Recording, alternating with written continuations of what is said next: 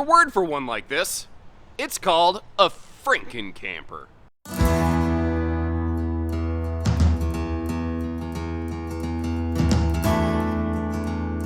Hello and welcome everybody, Josh the RV Nerd and Bish's RV here with a brand new floor plan from Grand Design, a new member in their AIM series, and they kind of took a little bit of this and a little bit of that and mixed it all up, kind of bit of a sugar and spice situation. It reminds me in some areas of like a 17 MKE Imagine, but on the nose of this thing, instead of a Murphy bed, they put a set of stacked bunks and some storage, which means they wouldn't normally have a full-time bed. But what they did is they've come up with a Murphy bed in slide system. And they're not the first ones I've seen attempt this, but I do think that the first ones to do it successfully. They just were able to take their existing Murphy bed system and just put it in a slide, and everything actually lays flat and level. Now, it is still a bendy bed Murphy bed system, so that is something you may want to consider there, but I've been doing some playing with this, and I think you can actually leave the bed down and close the slide. So if you don't care about the sofa, if you don't like a bendy bed, if you just want a whole bunch of sleeping and kitchen and bathroom inside, you can kind of make this one work. But it brings some other fun things to the table. When you have a Murphy bed, typically you lose a lot of privacy. So they've come up with a double, like, extra large blackout roller shade thing for each bunk, so that you can come up with privacy in a little bit of a different way. Also, this has crazy good kitchen and prep space, and they kind of rethought the dining a little bit. They gave it a campside window with little kind of like, you know, dining bar that looks out the window, and I think it's really fun. I think it's really cool. There's a bunch of other really neat things about this RV. It's also got a couple hitches in its giddy up. I want to try to show you the good with the bad to help you decide if this is the right one for spending your money before you go spending your money. And if you appreciate that, hit that subscribe button and let's get in there and see what she has to offer. And I actually think this RV is a potentially extremely flexible design.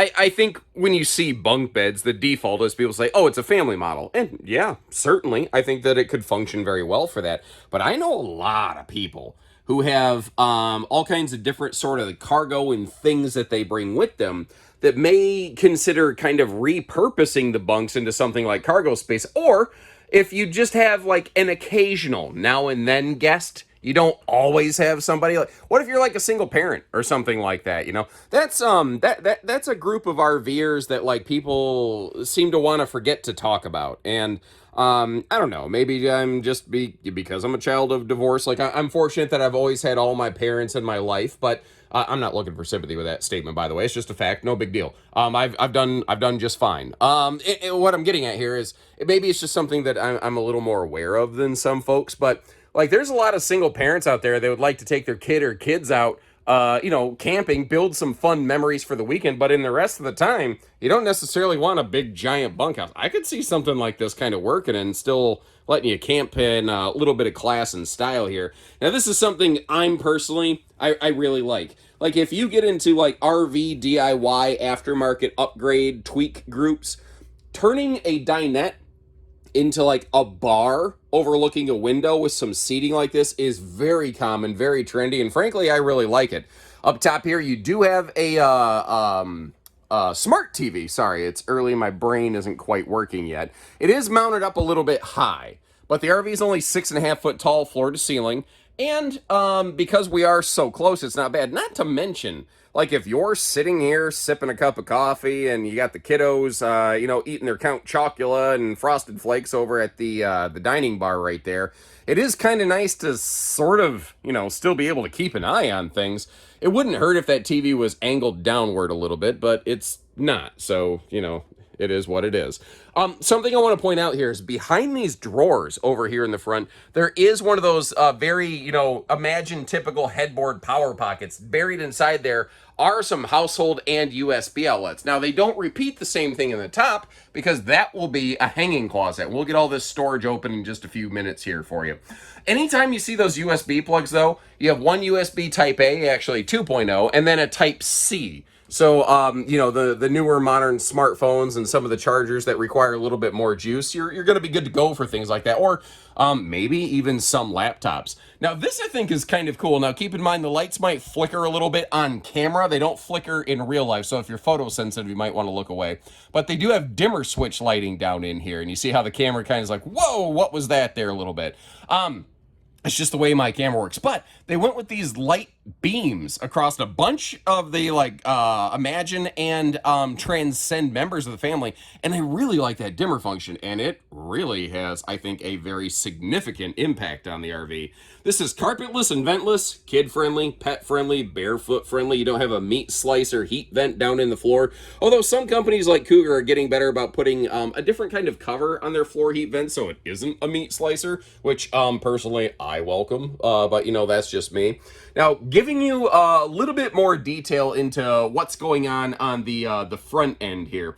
So the right-hand side of this, that is, again, double dresser drawers and hanging storage. But what's also really cool is how they give you drop-down blackout privacy shades for both beds. And you can see how they're a slow rise. So, like, if one of the kids grabs it and, yanks it to make it retract, it doesn't go whack and make, like, a bunch of noise. And in case you're wondering what that sound was, it was whack.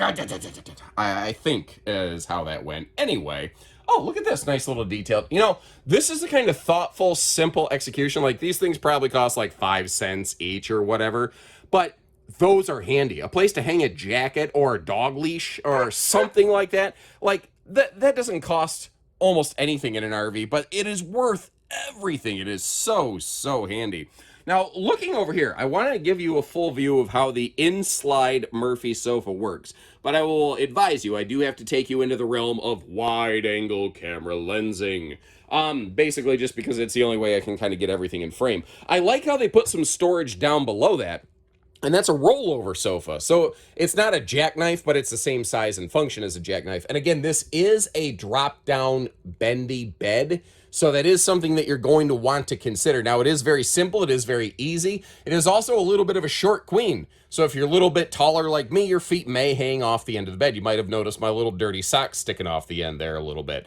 I was very happy, though. If you sit up in bed at night, you are not going to cold cock yourself. And one of the other things that's kind of neat about this, while you're traveling, those folding stools that we saw, you actually can just put those, on top of the Murphy bed and then close it. And now they have an automatic place to travel where they're not going to jiggle bang and fall and ding all over the place in the RV. And if you really want to keep it 100, what you do is you put those folding stools under the mattress, under the headboard section of the mattress. Now, this over here, kind of like the bunk area, had its own personal storage. The bed also has its own personal storage. And I really like this sort of side pocket charging stand.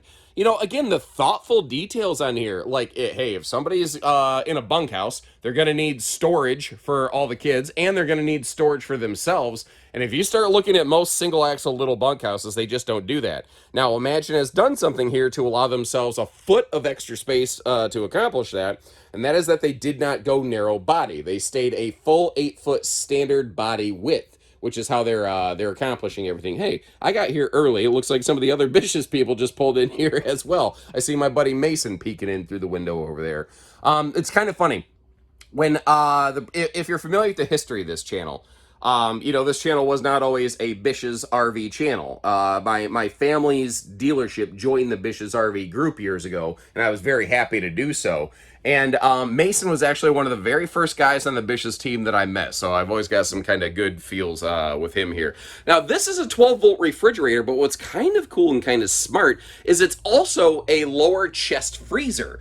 And it's like a 5.3, 5.7 cubic foot or something like that. But it's the same kind of 12-volt fridge that you might find in a lot of Class B vans and motorhomes, because it's small with a very respectable capacity and fast cooling ability. And that is totally travel functional and safe. The power coming in off your vehicle's 7-way plug will run that refrigerator in transit. Sometimes I hear people say, can the solar keep up with the fridge in transit? That's not even an issue. The solar does it. You could have zero solar on this RV, and the refrigerator will run totally normally in transit. By the way, No gas oven available on these, but they do standardize a convection microwave, which does allow you to do some baking. And in that size of microwave, convection, air fryer, basically the same thing. Now, you might have noticed down here, we have some power outlets. Up here, we have a wireless phone charge pad that also pops up to reveal dual USB plugs, or you can push it down to be more counter flush. Speaking of that, the stove and the sink, kind of like a truck camper, also fold down to be counter flush, which I think is handy. And very similar to the 17 MKE Imagine, you've got yourself a what I'm going to call appliance pocket back up here. We've got that breeze window and some household outlets. Maybe handy, like, I would say coffee maker, air fryer, toaster oven. Like, what would you put in that thing? I'm kind of curious. And it is actually quite surprising on the AIM series. They're still doing their Compass Command System, which is their name for Lippert's One Control, but you still have like Bluetooth connectivity and, you know, tank monitoring and stuff like that on this guy right here. Now, the bathroom, they had to get a little bit creative because it is a smaller space. And I want to begin you know, I really pride myself on giving you good news, bad news. Good news if you're right-handed, the elbow space is awesome.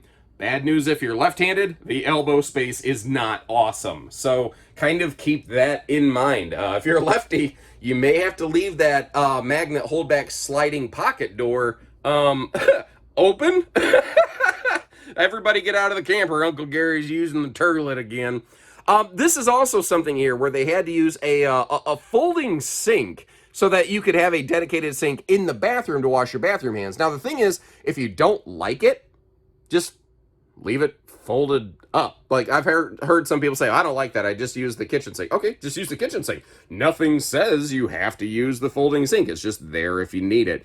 It's also very handy for holding shower beers while you're over here, or so I was told, by a friend whose name is Josh. Also, his name is also Josh. Now, the RV is 6.5 foot tall, floor to ceiling, which means that you will, you know, have to have your head up in the skylight if you're as tall as me. And they only are using the little 4-inch vent fans in these. But since it's already a vent fan, since it's already powered up, what that means is that you have the, you know, ability to easily upgrade fans.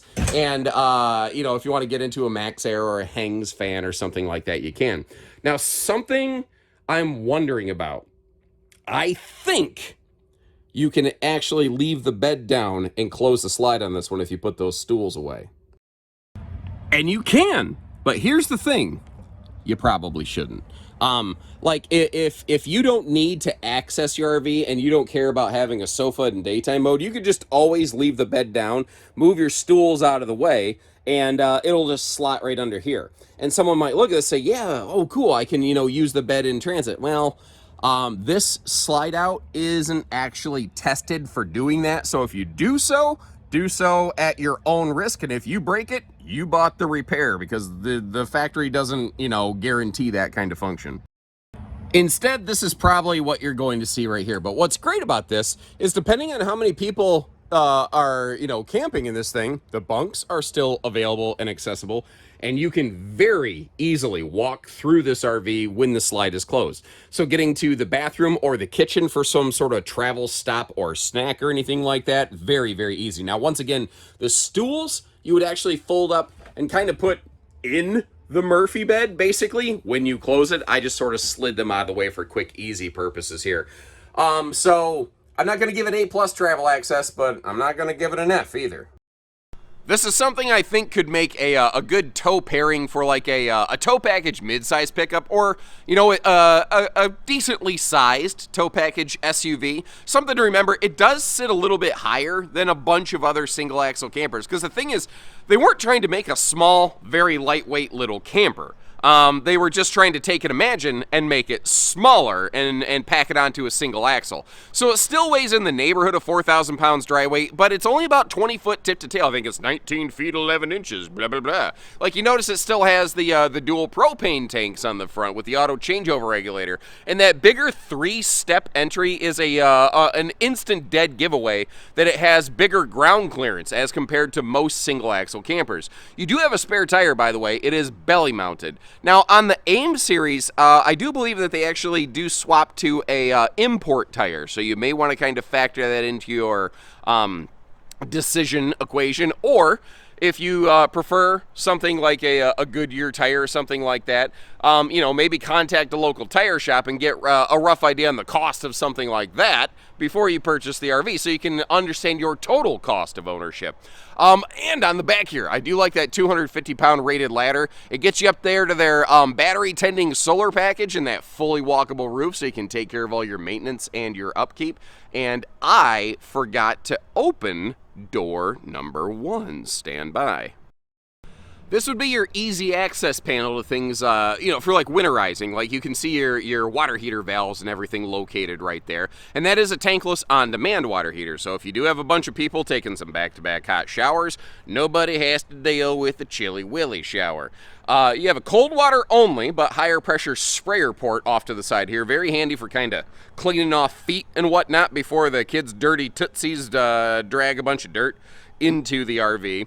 And another interesting thing on these, the Imagine AIM series was one of the very first times you actually ever saw Grand Design start using Asdel. And they're actually, they're using it in the sidewalls right there, which I think does help offset a little bit of weight. But, I'll be surprised if you don't see that end up bleeding up through the rest of their family tree. I've seen that happen from other manufacturers over the years.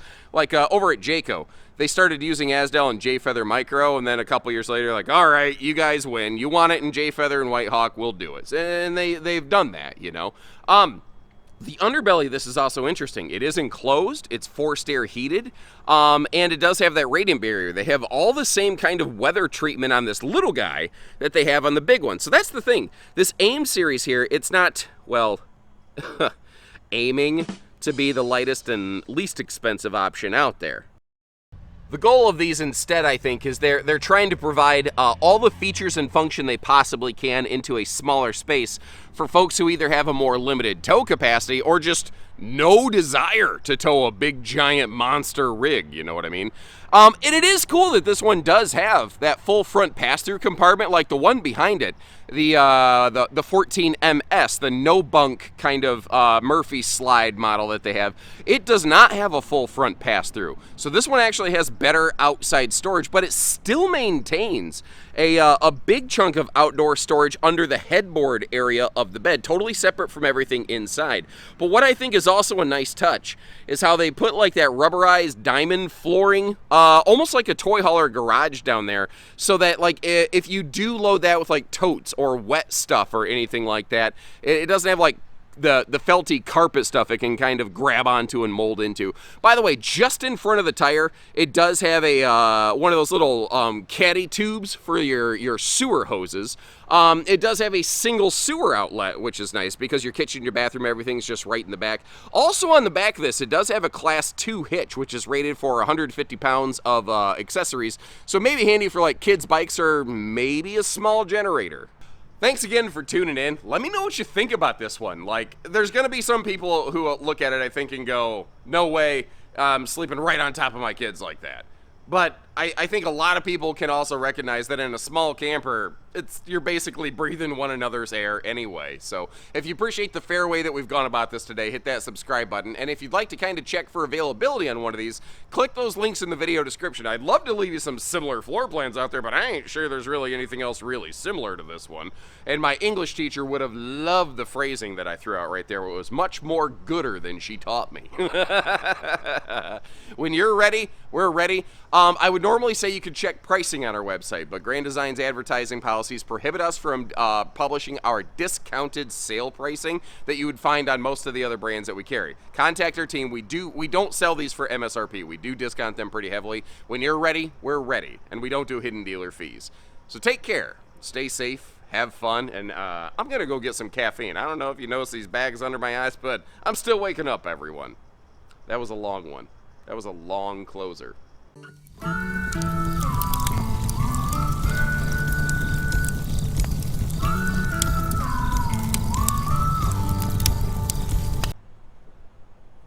Contact.